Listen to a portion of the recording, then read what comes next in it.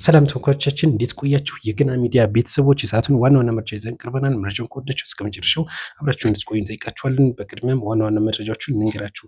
ዶናልድ ትራምፕ እና ኤለን መስክ ወደ ጸብ መግባታቸው እየተነገረ ይገኛል። በዓለም የቁንጅና ውድድር ደግሞ ከአፍሪካ አንደኛ ከዓለም ሁለተኛ የወጣችውም የክብር አቀባበል ተደርጎላታል። ስለሱም እነግራችኋል። እንደዚሁም ደግሞ በአሩሲ ዞን ጁዳ ወረዳ እንግዲህ አንድ የቤተክርስቲያን አስተዳዳሪና እንደዚሁም ሌሎችም ምዕመናን መገደላቸው ተነግሯል። ስለሱ እነግራችኋለን። እንደዚሁም ደግሞ ስለ ታክስ ጉዳይ እንነግራችኋለን። ስለ ደሞዝ ታክስ እንግዲህ ከደሞዝ ላይ በርካታ ብር ይቆረጣል በታክስ ማለት ነው። ስለሱ እነግራችሁ ነገር ይኖራል። እንደዚሁም ዶክተር አብይ አህመድ ከፍተኛ የሆነ ማብራሪያ እየሰጡ ይገኛል በወቅታዊ ጉዳይ። ስለሱም ስለ ሐኪሞች ጉዳይ አንስተዋል። ስለሱም እነግራችሁ መረጃ ይኖራል። እንደዚሁም ደግሞ 1446ኛው የአረፋ በዓል በድምቀት ተከብሯል። ስለሱም አንዳንድ መረጃ የምነግራችሁ ይኖራል። በበርካታ አካባቢዎች በድምቀት እየተከበረ ይገኛል። ስለሱም የምነግራችሁ ነገር ይኖራል። በቀጥታ ወደ ዝርዝር መረጃው እንሂድ። በቅድሚያም ዶናልድ ትራምፕ እና ኤለን መስክ መጋጨታቸው እየተነገረ ይገኛል። እነዚህ ሁለት እንግዲህ ዶናልድ ትራምፕ እና ኤለን መስክ ናቸው ተጋጭተዋል እየተባለ የሚገኘው። በምርጫ ወቅት እንግዲህ ኤለን መስክ ለዶናልድ ትራምፕ በርካታ ሚሊዮኖችን ፈሰስ አድርጎ ነው እንግዲህ ዶናልድ ትራምፕ እንዲመረጥ እያደረግኩት እያለ ይገኛል። በዚህም እንግዲህ ከፍተኛ ውዝግብ የተነሳ ይገኛል። ይህ ጣሉት ደግሞ እንግዲህ በታክስ ጉዳይ ነው። እንግዲህ ከፍተኛ ታክስ ጥለዋል ዶናልድ ትራምፕ እና በኤለን መስክ በአጠቃላይ በባለሀብቶች ላይ። በዚህ እንግዲህ ከፍተኛ ውዝግብ ተደርሶ ከተሾመበትም በኃላፊነት እኔ ከአብሬ ከመስራት አቁም ያለውም ማለቱን የሚታወስ ነው። አሁን ደግሞ እንግዲህ ወደ ቃላት ጦርነት አግኝተው እነዚህ ሁለት ዶናልድ ትራምፕ እና ኤለን መስክ ወደ ቃላት ጦርነት አምርተዋል። አብሮ ሲሰራ የነበረው ኤለን መስክ ከትራምፕም ተለይቶ ከዋይት ሀውስም ወጥቷል። እንግዲህ ኃላፊነቴንም ላቅ ያለው ብሎ ተናግሮ ነበር። አሁን ደግሞ ከዛ ወደ ቃላት ጦርነት ማምራታቸው እየተነገረ ይገኛል።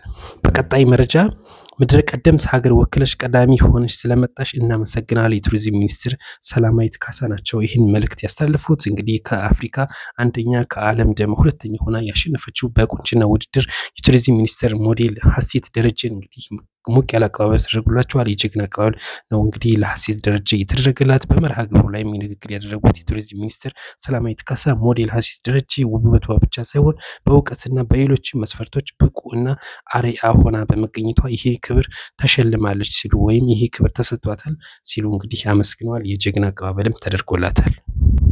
በቀጣይ መረጃ ካህኑን ጨምሮ 3 ሰዎች ተገድለዋል። 2 ሰዎች ደግሞ ከፍተኛ የመቁሰል አደጋ ደርሶባቸዋል ሲሉ ነዋሪዎች ገልጸዋል። በአርሲ ዞን ጁዳ ወረዳ ልዩ ቦታው አንጎቼ ሁሉ አርቦ ከተማ ባለወልድ ቤተክርስቲያን አቅራቢያ ነው የተከሰተው። እንግዲህ ባለወልድ በሰነትራውልስ እንግዲህ የአማኑኤል ክብር ይከበራል። በዛም ምክንያት ነው እንግዲህ እነዚህ አንድ ካህንን ጨምሮ ሌሎች ሰዎችም የተገደሉት። እንግዲህ ከጥቃቱ ሟች ካህን ቤተሰብ በሰጡት ቃለ ምልልስ ያሉት ምንድነው 11 ሰዓት ከአርቦዬ ገበያ ውለው ሲመለሱ እንደተገደሉ ነው እንግዲህ ቤተሰቦቻቸው የገለጹት። ግድያውን የፈጸሙት ደግሞ ኦነግ ሸኔዎች እንደሆኑ የመረጃ ምንጮች እየወጡ ይገኛሉ። በጣም አሰቃቂ ግድያ እንደተፈጸመም ነው እንግዲህ የገለጹ የሚገኙት። አንደኛውም በሩ ላይ ነው የገደሉት። አንደኛውም ደግሞ ከብቶች ሲነዱበት ከብቶችን አትወሰዱ በማለቱ እንደተገደለ እንግዲህ ነግረዋል። አሰቃቂ ግድያ እንደተፈጸመ ነው እንግዲህ መረጃውን የገለጹት።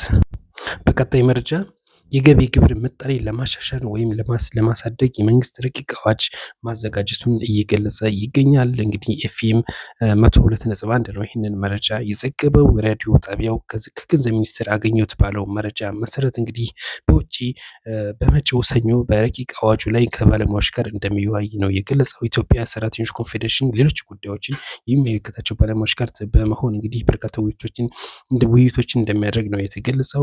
የኢትዮጵያ ጎረቤት ሀገራት ጋር ሲነጻጸር ኢትዮጵያ ብር እና የኬንያ ብር ከዶላር ምንዛሬው አንድ ቢሆንም ኢትዮጵያ ከ600 ብር ጀምሮ እንግዲህ የሚያገኝ ደሞዝተኛ ገቢ ግብር ይከፍላል። ነገር ግን በኬንያ ደግሞ ከ24 ሺህ ብር በላይ የሚያገኝ ሰው ነው ግብር የሚከፍለው። እንግዲህ ምን ያህል ልዩነት እንደሚኖረው እንግዲህ ተመልከቱ። በኢትዮጵያ ውስጥ 10 ሺህ ብር ደሞዝተኛ የሆነ ሰው 35 በመቶ ግብር ይከፍላል። ነገር ግን በኬንያ 10 ሺህ ብር የሚያገኝ ሰው ምንም አይነት ግብር አይከፍልም ማለት ነው። እንግዲህ ይህንን ለማስቀረት እንደሚሰራ ነው የተነገረው። በኬንያ እስከ 800 ሺህ ብር በላይ የሚከፈለው ሰው ነው 35% ደሞዝ የሚቆረጠው እና ይህንን ለማስተካከል እንግዲህ በርካታ ጥረት እየተደረገ እንደሆነ ነው መረጃዎች እየወጡ የሚገኙት። በቀጣይ መረጃ 1446ኛው የኢድ አልአድሃ ወይም የአረፋ በዓል በድምቀት መከበሩን ነው የተነገረው። ከዛሬ ጠዋት በመላው ኢትዮጵያ ሶላት ተከናውኗል። እንደዚሁም ደግሞ በመላው ሀገሪቱ ያሉ እስልምና ሃይማኖት ተከታዮች ይህንን በዓል በድምቀት እንዳከበሩ ነው የተነገረው። በመዲናው አዲስ አበባ እንደዚሁም በሌሎችም በመቀሌና በተለያዩ አካባቢዎች በድምቀት መከበሩን ያለ ጸጥታ ችግር መከበሩን ፖሊስ አስታውቋል። ምንም አይነት ጸጥታ መደፍረስ ሳይኖር በሰላም መከበሩ ነው እንግዲህ ፖሊስ ያስታወቀው። በትግራይ ክልልም እንደዚሁ በድምቀት ተከብሯል። በመጨረሻም የምነግራችሁ ዶክተር አብይ አህመድ እንግዲህ ከጋዜጠኞች ጋር ቃለ ምልልስ እያደረጉ ይገኛሉ። በወቅታዊ ጉዳይ ስለ ሐኪሞች ባነሱትም እንግዲህ እኚህም ደሞዝ እፈልጋለሁ ደሞዝ ያንሶኛል እያሉ ይገኛሉ። ይህ ደግሞ ሐኪሞች ላይ ማሾፍ ነው እያሉ ይገኛሉ። ሐኪሞች ደግሞ በዚህ ጉዳይ በርካታ ውዝግብ እየተነሳ ይገኛል። ሐኪሞች ደሞዝ ቢጠይቁም ተገቢ ነው፣ ነገር ግን እኛም ደሞዝ መጠየቅ አለብን፣ እኛም ደሞዝ አንሶናል ሲሉ ነው እንግዲህ ምላሽ የሰጡት።